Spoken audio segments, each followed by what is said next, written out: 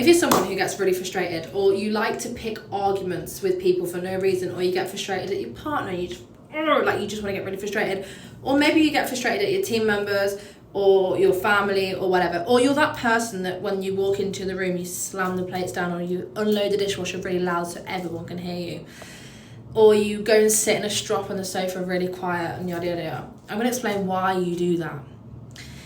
You, as a child, grew up being shut down. Every time you wanted to say something, you would be shut down or shouted at. So you learn to keep communication inward. So frustration is basically a lack of being seen, heard, or understood. It's one of those three.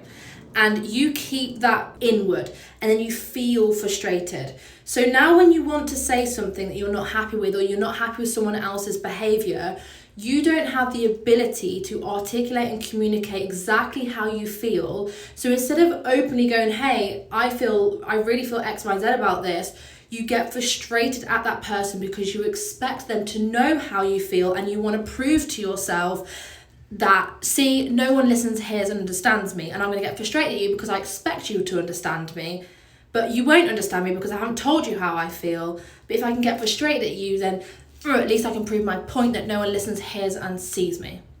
That's what you do.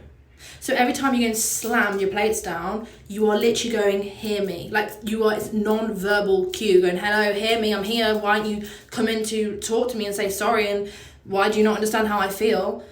When really the solution is the opposite of the very pattern that was played out on you as a child, which was you got shut down. So now, in order for you to break that pattern and stop being frustrated at other people, which really you are subconsciously frustrated at yourself because you don't feel like anyone hears you, because you don't have the ability to communicate, is the ability to communicate.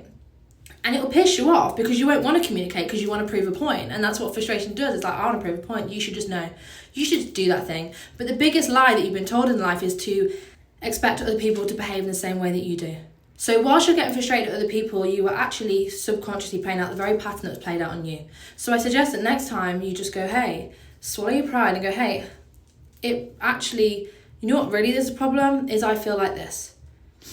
Don't beat around the bush, direct what's the problem. And do you know how free you will feel after you literally just communicate that?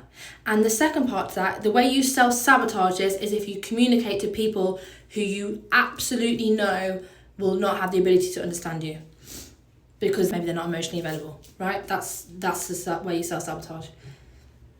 So that's my lesson on frustration. I've always wanted to share that one.